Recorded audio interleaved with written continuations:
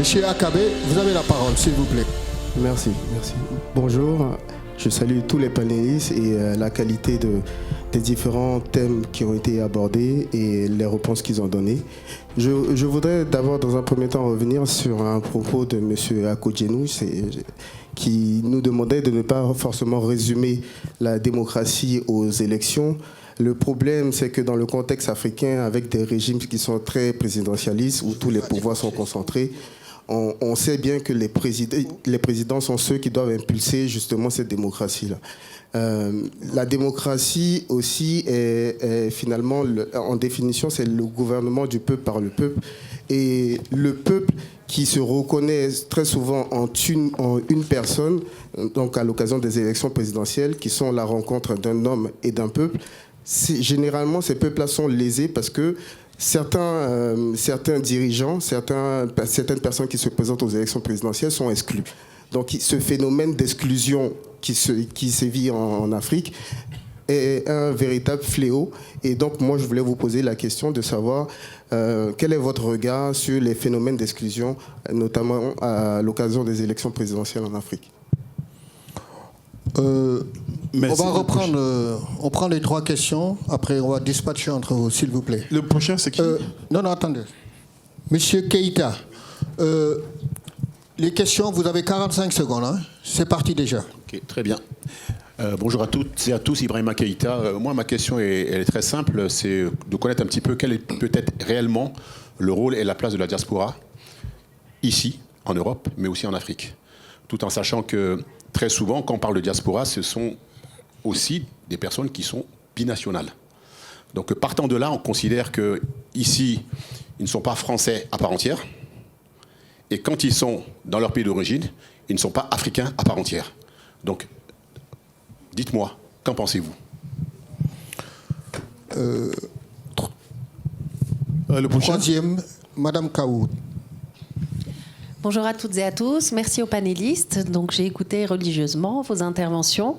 Et j'ai une question à vous poser qui est très particulière et elle s'adresse à vous 4. Est-ce que justement, la démocratie, le vent de démocratie que nous appelons de nos voeux, nous diaspora résidant en France, peut être applicable dans tous les pays africains? Merci.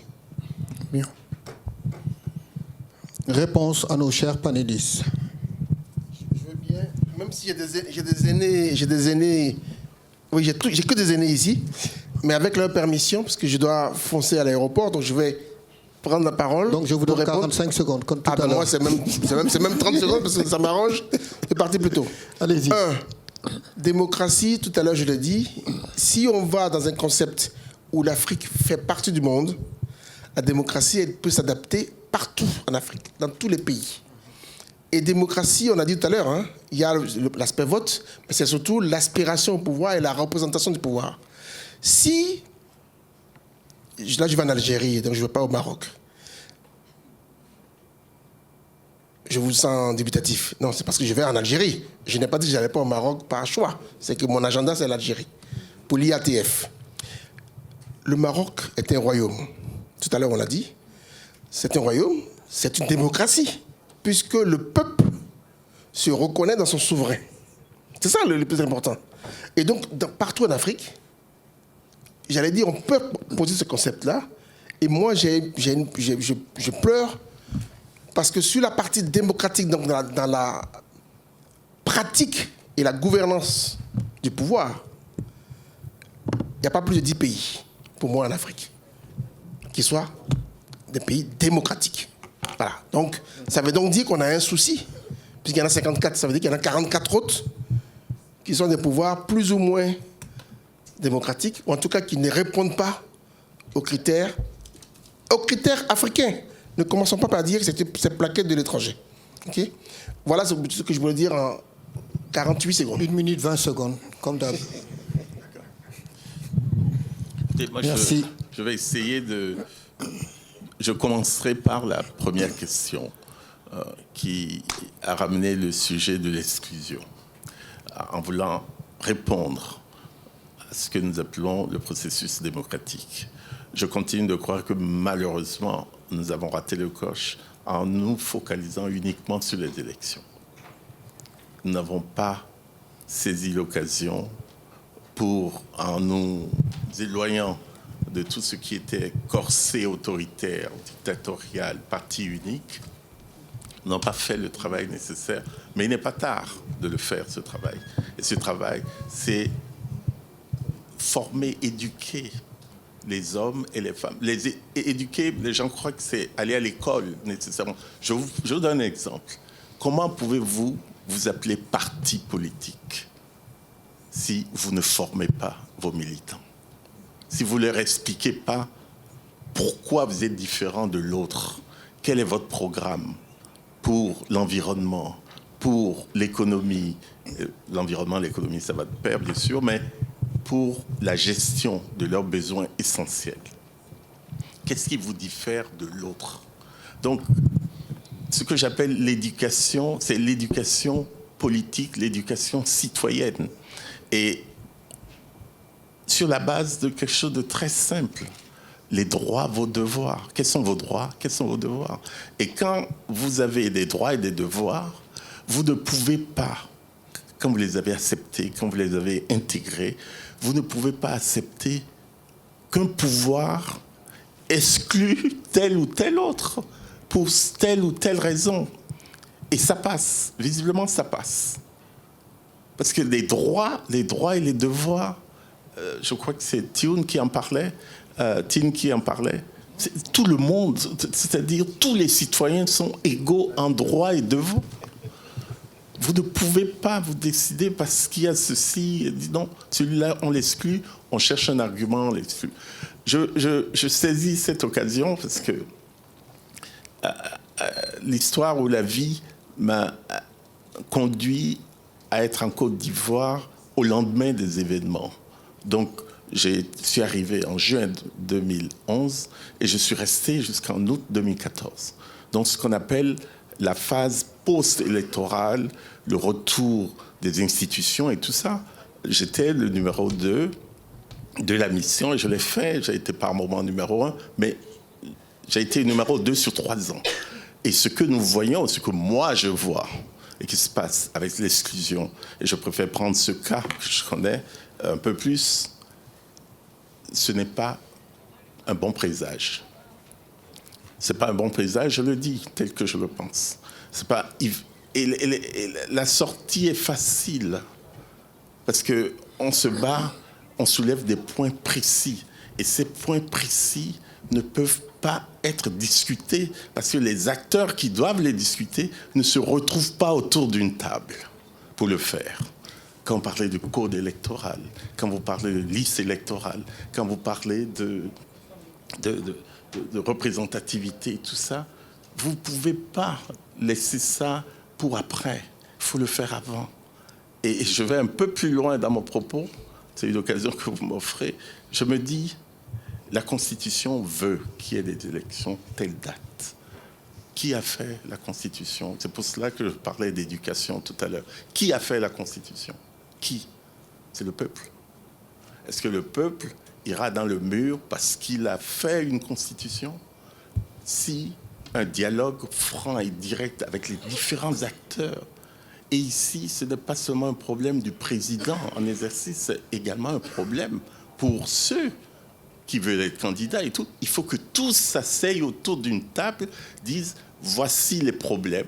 Est-ce que nous pouvons les résoudre d'ici le 25 octobre? Si vous pouvez, vous dites oui, nous pouvons. Et on y va. Mais si vous ne pouvez pas, vous dites très bien. La Constitution, c'est nous, le peuple, qui l'avons fait. C'est le peuple. Donc on va un tout petit peu plus loin, mais on garde les institutions qui sont là pour pouvoir résoudre tous les problèmes, que ce soit lié à la liste électorale, que ce soit lié au code électoral, que ce soit... C'est-à-dire, au moins, on l'aurait discuté et on aurait une lecture commune de la situation qui nous conduirait vers des élections, puisque c'est ça qui représente malheureusement la démocratie, alors qu'il faut un peu plus. Il faut que les hommes et les femmes connaissent leurs droits, leurs devoirs, et que cela soit reconnu et surtout traduit dans des décisions politiques qui traduiront plus tard des actions politiques.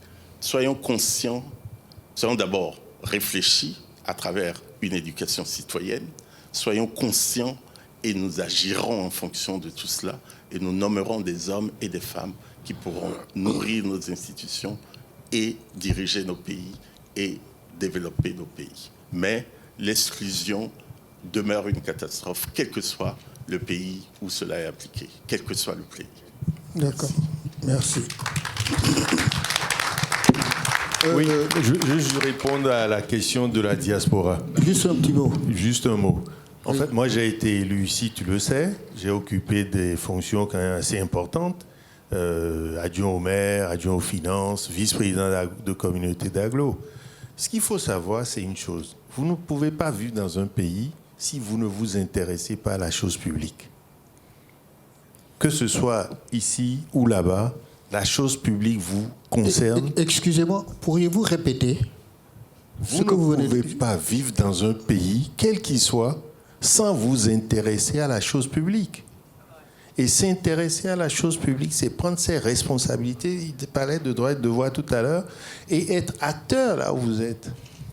Oui, moi j'ai un combat qui a été mon combat depuis toujours. Quand je suis arrivé en France, on n'était pas très nombreux à avoir atteint un certain nombre de niveaux, et les gens me disaient toujours, on va rentrer au pays. Et je leur dis, certains avant nous ont dit ça, ils n'ont rien fait. Ils sont là. Donc, le pays, c'est là où vous respirez l'oxygène, là où vous respirez l'air frais, là où vous avez fait des enfants. C'est le pays d'abord. Donc, moi, je réfléchis plus du tout aujourd'hui en termes de ici ou là-bas, de diaspora ou pas diaspora. Je suis un homme qui s'intéresse à la chose publique là où je pense que je peux apporter quelque chose. Que ce soit au Bénin, parce que j'ai beaucoup travaillé sur le Bénin aussi, que ce soit en Côte d'Ivoire, j'écris beaucoup sur la Côte d'Ivoire. Mon dernier article concerne une situation au Bénin, je le fais, et j'ai écrit aussi beaucoup sur le Cameroun, parce qu'il y a un effet d'entraînement qu'il ne faut pas oublier.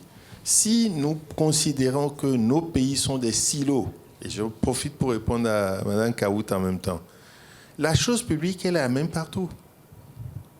Et nos pays ne sont pas des silos. L'effet d'entraînement que peut avoir la Côte d'Ivoire sur son voisin, le Libéria, ou le Ghana, ou l'effet d'entraînement que le Togo et le Ghana peut avoir sur le Togo ou inversement, c'est un effet d'entraînement puissant.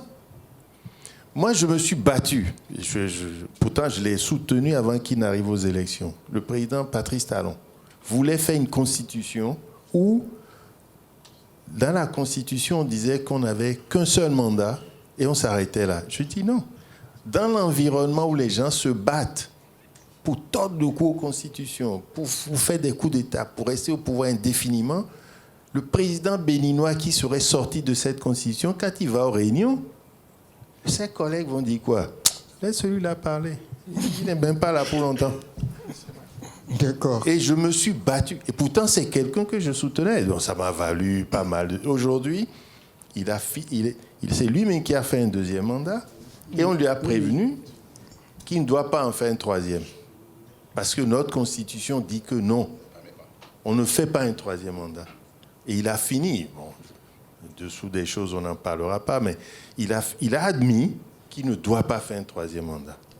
Et ça, je crois que Dogad est parti, mais il y a un point essentiel que je voudrais faire passer ici, respecter les institutions.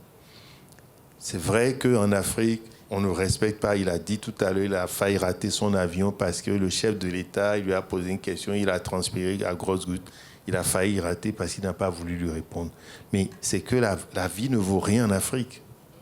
On vous tue parce que vous n'avez pas dit le bonjour qu'il faut à un président. Vous disparaissez dans la gueule d'un caïman parce que, voilà, on a estimé que, ou alors, vous êtes largué en haute mer parce qu'il y a des pays qui ont fait ça, des États qui ont fait ça. Donc, vous l'avez conseillé à ne pas faire un seul mandat, mais deux. Merci de l'avoir conseillé à ne pas faire un troisième mandat. Qu'il fasse ce que dit la Constitution. C'est bien. Nous, c'est un bon président. Pourquoi un bon président viendra dire qu'il va faire juste un peu partie? Il fasse ce qu'il a dit. Et là, pareil, il a choisi quelqu'un qui, je ne dis pas que c'est la personne qui doit gagner, mais il a choisi quelqu'un en qui il a confiance, en qui il donne vraiment, il va donner toute l'assistance pour qu'il continue. Parce que le Bénin a fait un effort, une ascension fulgurante en 10 ans. Et je finirai par là. Il y a un élément qui pour moi est essentiel, que nous ne travaillons pas assez en Afrique, c'est la décentralisation.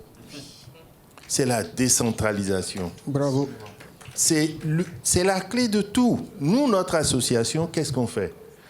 On ne nous paye pas. Personne ne nous paye. On prend de nos poches, mais on va former les maires, les maires des communes. Pourquoi? Avant, les maires arrivaient, leur première préoccupation, c'est comment j'ai une carrière pour vendre du sable. Comment je m'arroge les terres. Je connais bien le Bénin. Comment je m'arroge les terres pour être le plus grand propriétaire terrien. Comment je me passe des marchés qui sont truqués parce qu'il n'y a aucune concurrence. Comment. Et au final, la chose publique n'est pas gérée. Pourquoi? Il n'y a pas de compétences. Donc on a poussé. Il y a une loi qui a été... on a fait une réforme de la décentralisation où on nomme un secrétaire exécutif de commune. C'est une expertise. Gérer une commune, il y a beaucoup d'argent, il y a de l'argent. C'est une expertise. Et les maires, si on veut être démocratique, le maire n'a pas forcément la compétence en arrivant. Mais le secrétaire exécutif doit venir de l'administration. Et c'est un expert de l'administration territoriale. La loi est passée. Les maires ne sont pas contents parce qu'ils estiment qu'on leur a retiré les prérogatives. Mais tant mieux, ils vont apprendre.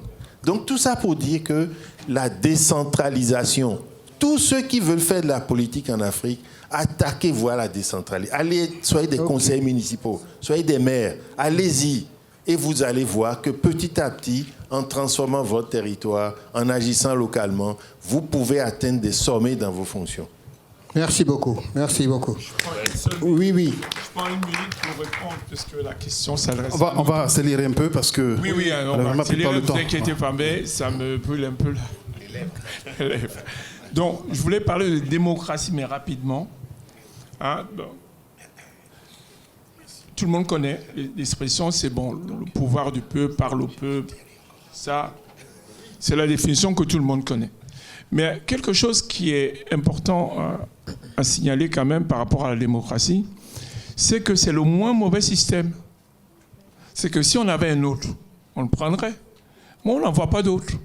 C'est pour ça qu'on applique cette démocratie. Et effectivement, il faut l'adapter au pays, aux réalités de chaque pays.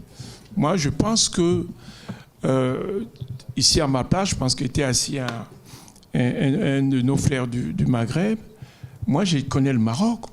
Moi, j'aimerais bien vivre dans un royaume parce que j'ai été au Maroc. Ça ne me gênerait pas d'avoir un roi si le roi me donne tout ce que j'ai vu au Maroc.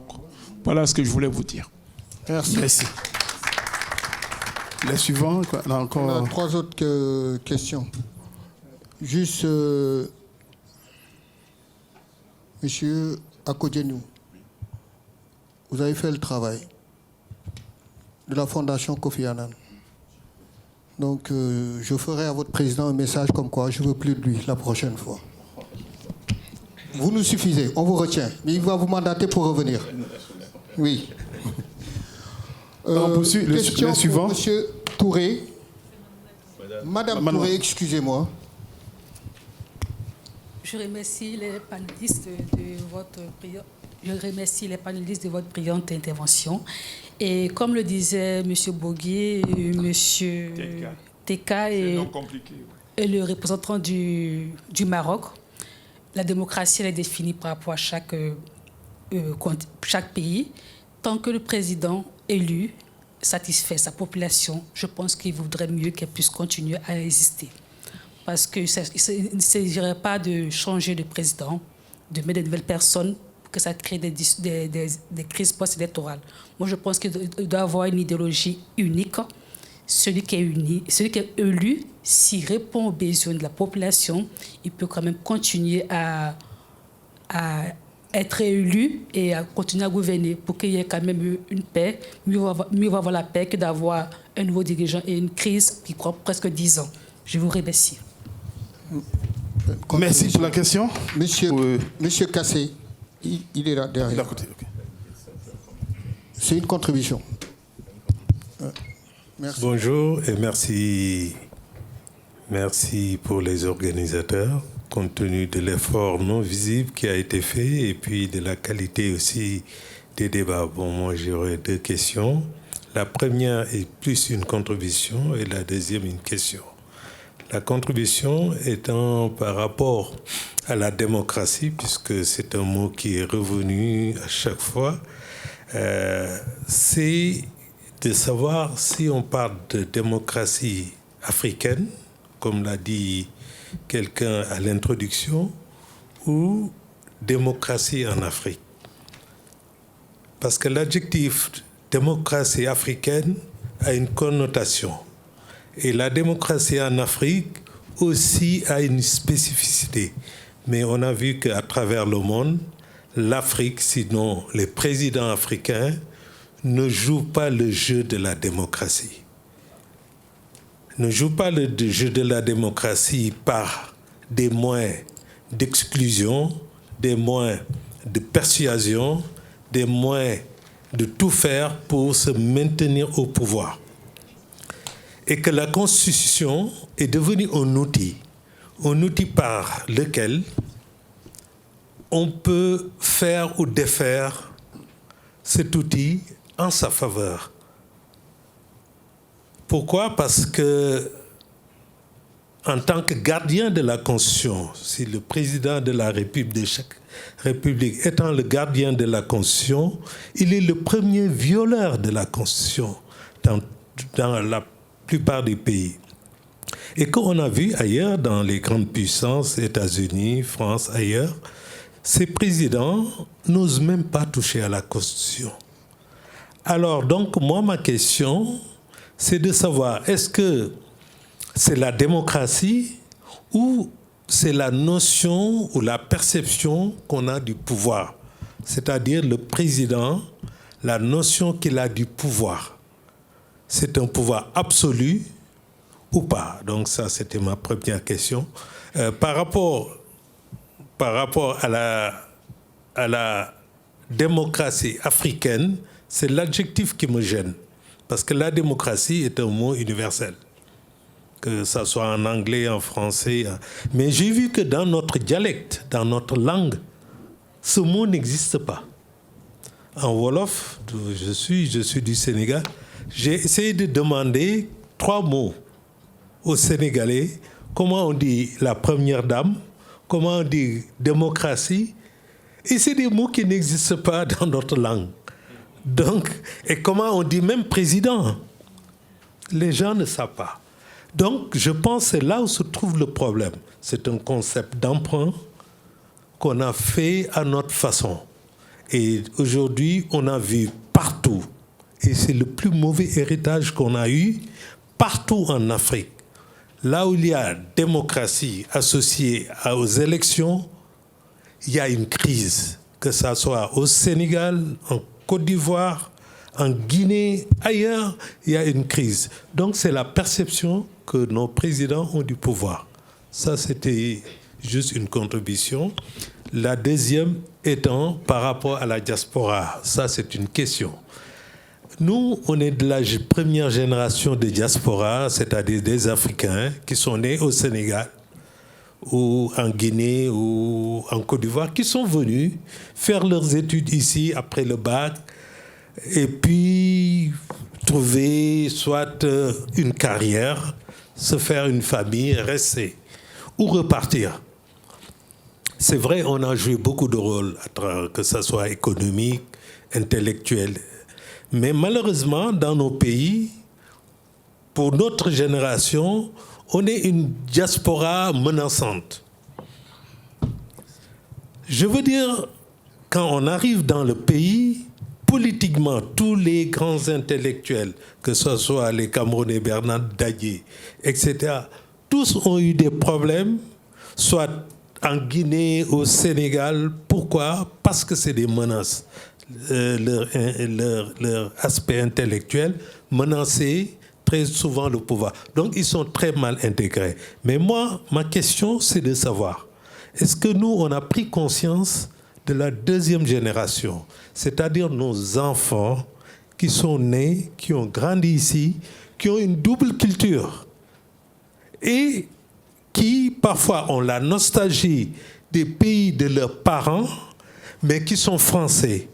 Ces enfants, moi, je suis sûr que c'est eux qui vont changer l'Afrique. Ce n'est pas nous. Ces enfants vont changer. Pourquoi?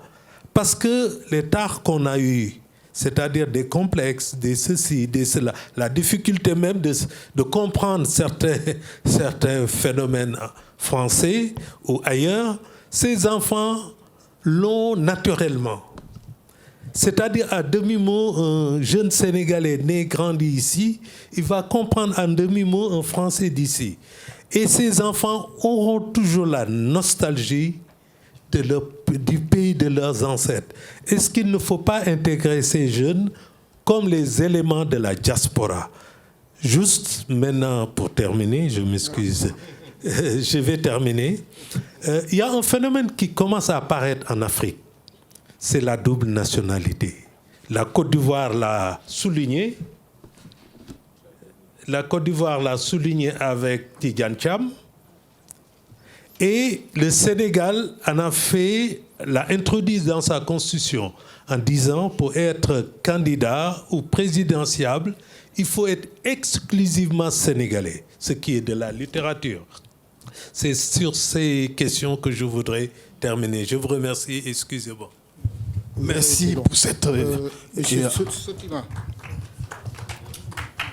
Je compte sur vous. Hein. Oui, j'ai deux questions.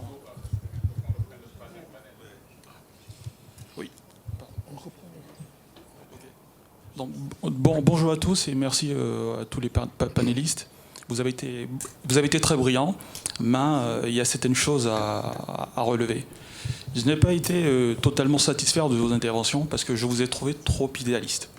Vous avez vraiment pris le sujet très basiquement, au lieu d'aller vraiment dans le fond du sujet, d'aborder les causes et non les conséquences. On s'est beaucoup plus attardé sur les conséquences de la démocratie, comme les séparations, la plupart de l'exécutif qui a un plein pouvoir sur le législatif, sur beaucoup de choses, la séparation des pouvoirs, on a été beaucoup plus sur les conséquences. Les causes de la démocratie, nous les connaissons un peu tous. On sait très bien que depuis, elles viennent d'abord de la colonisation. On a choisi après la colonisation d'adopter ce modèle, ce régime politique, la démocratie dans la plupart des pays africains. Et j'aimerais juste poser une question, deux questions. J'ai deux questions essentiellement. Au niveau de la démocratie, oui. Pardon. Première question, en sachant très bien que la plupart des pères fondateurs des démocraties occidentales ont des cultures et langues différentes des nôtres, pourquoi doit-on choisir d'appliquer la démocratie au sein des pays africains? Ma deuxième question, pourquoi doit-on choisir d'appliquer la démocratie, sachant que les pays africains ont été créés depuis la conférence de Berlin, avec des peuples majoritairement favorisés au détriment d'autres peuples? Et quand je parle d'autres peuples, on sait très bien que l'influence ethnique pour choisir un candidat a sa grande part pendant les élections. Et si vous pouvez répondre à ces deux questions, je serai très satisfait. Merci. Excusez-moi. On a grignoté notre temps. On a laissé les deux panels faire une... Je vous demande 30 secondes. 30 secondes. Un parmi vous. 30 secondes. 30 secondes pour dire quoi? S'il vous plaît. N'oubliez pas le fondamental. C'est la gestion de la chose publique. Dès lors que vous voulez gérer la chose publique, vous avez la réponse à toutes vos questions. La gestion de la chose publique. Mais partez toujours de ce principe-là. Si vous voulez gérer la chose publique, ce n'est pas le président qui est gardien de la Constitution. Si vous voulez gérer la chose publique, ce n'est pas. La double nationalité n'a pas de sens. Si vous voulez gérer la chose publique, le fait que le mot vienne de l'extérieur ne nous concerne pas. Que nous ayons hérité d'États de la colonisation, ça n'a rien à voir. Gérer la chose publique, c'est quoi la chose publique? Et pourquoi vous voulez la gérer? Ou alors, vous laissez les gens gérer la chose publique à votre place. Voilà, c'est tout. Trouvez-moi, en Afrique, une autre formule pour gérer ensemble la chose publique dans un État. Merci. Non, oui, c'est à toi. Non. Garde ton micro. C'est bon. En tout cas... Mais je voulais juste répondre. Je pense qu'il a posé une question sur la génération de nos enfants. Ce que je voulais vous dire, c'est que votre remarque, elle est juste. Et il faut même encourager ce pourquoi vous l'avez dit. Je pense que l'Afrique a besoin non seulement de notre génération qui s'en va d'ailleurs, mais de la génération à venir qui, elle est totalement neutre ou vierge par rapport à la colonisation. Et je pense que c'est un atout.